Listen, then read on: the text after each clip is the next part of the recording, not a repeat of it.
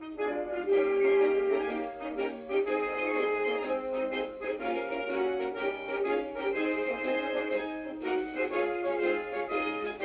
to Military Motor Pool. I'm Tom Townsend. This is a show all about military vehicles, collecting, restoring, and keeping them rolling. Notice when we preserve a few of these often forgotten steel soldiers, we're not just preserving bits of history, we're honoring the men and the women of all nations who had the courage to ride them into harm's way.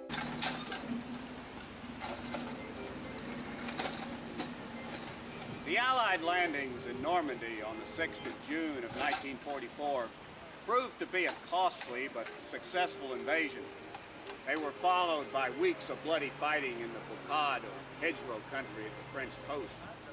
But on the third week of July, the U.S. First Army broke the German line at St. Lo, and 3 armored divisions poured through. German resistance collapsed, and the race was on for Paris. But now, the U.S. First and Third Armies were moving so fast they were quickly outrunning their supply columns. Sherman tanks are not exactly fuel efficient. They were burning about 1 gallon of gasoline for every mile they ran. This quickly added up to 800,000 gallons per day. The time had come to scrap all previous plans and come up with a new one, fast. The French railway system lay in total ruin, so the answer was simple: more trucks, more drivers. The man put in charge of this monumental task was Colonel Laurent Albert Ayres. His job was to move 100,000 tons of fuel and lubricants from the Normandy coast to depots near Paris, and then extend the supply line east, keeping pace with the advance as it drove towards the Rhine River. By the 1st of September, Ayres had commandeered 6,000 trucks and 12,000 drivers, and the Red Ball Express was born. Its name came from the old railroad signal for high-priority express trains. Men who had been everything from cooks to grave registration ended up driving for the Red Ball Express. About 9,000 drivers were Afro-American. A loop route of one-way highways was established running from St. Lo. Convoys ran loaded on the southern route and returned to northern, while military police restricted all other traffic. Red Ball Express convoys had to have at least 5 trucks and were to be escorted in front and back by a jeep. Drivers were supposed to maintain 25 miles per hour and keep an interval of 60 yards between trucks. Almost none of these restrictions proved possible to enforce. One historian described the Red Ball Express as frantic resupply. Convoys ran around the clock. Trucks were dangerously overloaded. They ran 20 hours a day, so of course they were poorly maintained. They were driven fast over war-ravaged roads by drivers who had little sleep and often very little experience, and they were prime targets for German aircraft. Although a number of different model GMC, Chevy, and Dodge trucks were all used on the Red Ball, the real workhorse was the GMC CCKW. This was a down and dirty, tremendously rugged truck, and arguably the best truck of World War II. It was rated to carry 2½ tons off-road under combat conditions, from which came the famous nickname Deuce and a Half. On hard surface roads it could carry 5 tons, but the Red Ball often loaded them a lot heavier and pulled a 1-ton Ben-Hur trailer to boot. The General Motors Corporation began development of the CCKW in 1939 when the Quartermaster Corps issued specifications for an all-wheel drive truck capable of hauling 2½ tons. This size was chosen because it was well suited for mass production and was about as big as would fit easily on Navy ships. GMC's design was based heavily on pre-war civilian trucks. The designation CCKW came from GMC's standard production codes of the time. C stood for 1941 model year and also for conventional cab, K for selective front wheel drive, and W for powered tandem rear axles. A total of somewhere between 500 and 800,000 CCKWs were built, including closed and open cab models, with and without winches, and also a shorter airborne version which could be loaded aboard transport aircraft. The CCKWs remained in service with the U.S. Army until 1956, but they soldiered on with many foreign armies into the 1990s. Many CCKWs arrived in Europe very near the end of the war, and often they went into NATO storage with very low miles, and these are now prized by vehicle collectors. The CCKW used a 5-speed manual transmission coupled to a 2-speed transfer case. With the front axle engaged, it drove on all 6 axles. Its 270 cubic inch overhead valve 6-cylinder gasoline engine produced 91.5 horsepower. Drivers commonly disabled the engine's governor, which increased the top speed to at least 70 miles an hour. Now, a CCKW driver doing 70 miles an hour on the narrow, winding roads of wartime France, while seriously overloaded with either gasoline or ammunition, has only a slightly safer job than a Japanese kamikaze.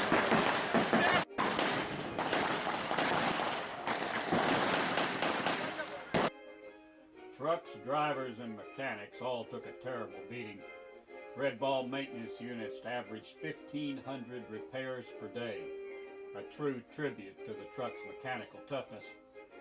More damage was incurred from wrecks than from mechanical failure. The roads of wartime France were littered with shrapnel from bombs and artillery shells, which could rip tires apart, but surprisingly, 65% of the Red Ball's flat tires came from these discarded C ration cans. The Army on the move lived on C rations. Every meal contained about 4 of these cans. Red Ball drivers quickly learned they could brew up a hot meal on the move by using their truck's engine as a stove. No one was recycling back then, and so most of the time the cans got thrown out on the road. In 2 months, the Red Ball Express wore out or destroyed over 55,000 tires. At night, Red Ball convoys were permitted to use their headlights only on the run from Normandy to Paris. Once they turned east and crossed the Rhine River, blackout driving was the rule. All military vehicles are equipped with blackout lights called cat eyes. The idea is that you follow the truck in front of you, close enough to see a single dim glow. You're far enough away to stop then. But as you get closer, the light splits into a cat eye effect. Then you're too close. To help when meeting another truck, the same lights are on the front grille. There is also a light on the left fender called the blackout drive marker, which was designed to throw a shadow onto the front wheel. Driving with blackout lights is at best nerve-wracking. When you're driving 20 hours a day, it's extremely dangerous. Just a moment of dozing off or looking away can mean a rear-end collision. And there was little thought given to driver safety in those days. No seat belts or airbags, not even any doors on many of the trucks. The Red Ball Express existed for less than 3 months. By November of 1944, it was transporting fuel, oil, and lubricants over 400 miles, and the system had reached a point of diminishing returns. The convoys themselves were burning 300,000 gallons of gasoline a day. This, added to the continuous use of the vehicles without proper maintenance, had caused a severe drain on parts and labor. But the Red Ball Express had done an incredible job and will long be remembered. Using 6,000 trucks and trailers, they had delivered over 412,000 tons of ammunition and fuel. And there's one more thing which made the Red Ball Express work: the 5-gallon jerry can. It made possible the hauling of gasoline without fuel tank trucks, storage tanks, or any special handling apparatus. These could be stored anywhere outside without harmful effect. Unfortunately, so many were carelessly discarded that a serious shortage arose during the height of the Red Ball Express, and the Quartermaster Corps paid a reward to local civilians for the return of their AWOL jerry cans. The exploits of the Red Ball Express caught the media's attention, which up until then had focused mostly on generals and frontline troops. Newsreels of the day and articles brought home the truck drivers' stories of courage and sacrifice and painted a different picture of the war in Europe. They inspired the 1952 movie Red Ball Express and the short-lived TV sitcom Rollout.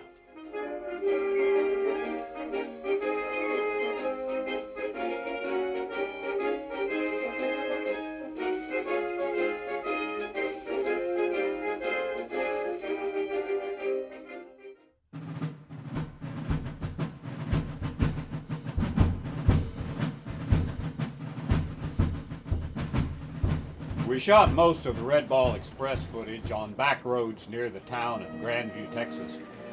Grandview is about 30 miles from another small town named Waxahachie, where every November the whole town turns back the clock to World War II to host one of the most unique military events in the Southwest. Since we just happened to be in the area, first thing the next morning, we hit the road again to check it out. Our guide was Charles Varner, who, besides owning 2 of the 3 CCKWs we used, also portrays General Patton, who is a central character in the whole show at Waxahachie. So he led the convoy, which also included his WC-62 ambulance.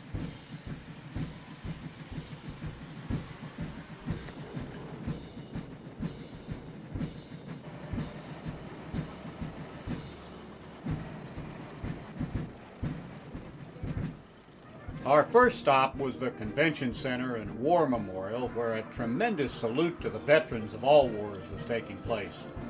And, lest we forget, this is really what the military vehicle hobby is all about. Remembering our history, keeping it alive, and honoring the men and women who fight to keep this country free.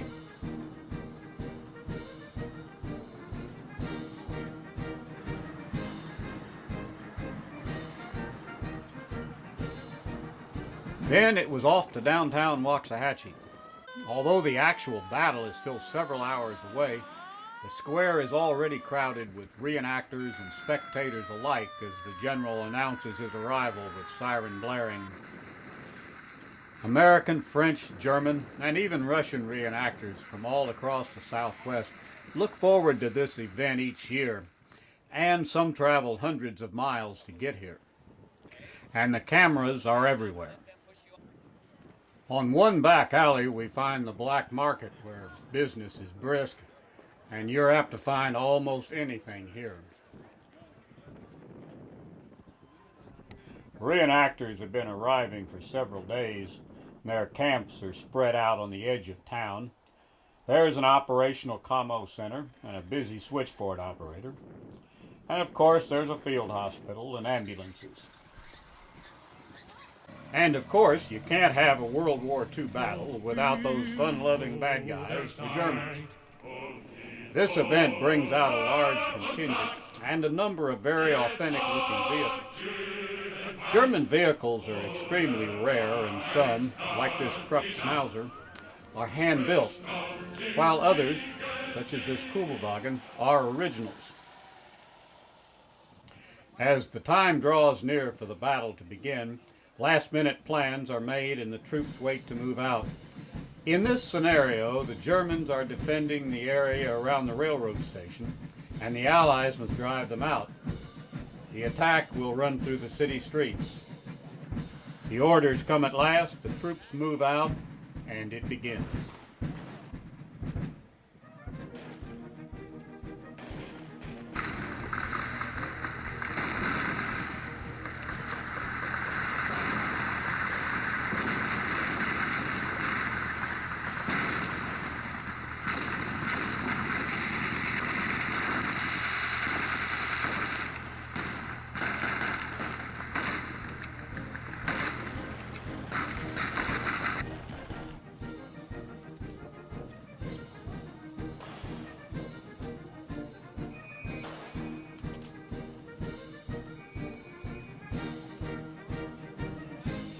The Germans put up a good fight, but at last they're overwhelmed and surrender.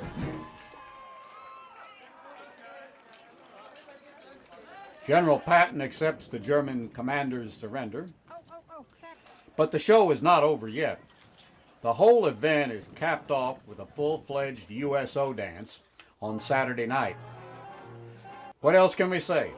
Just sit back and enjoy the music.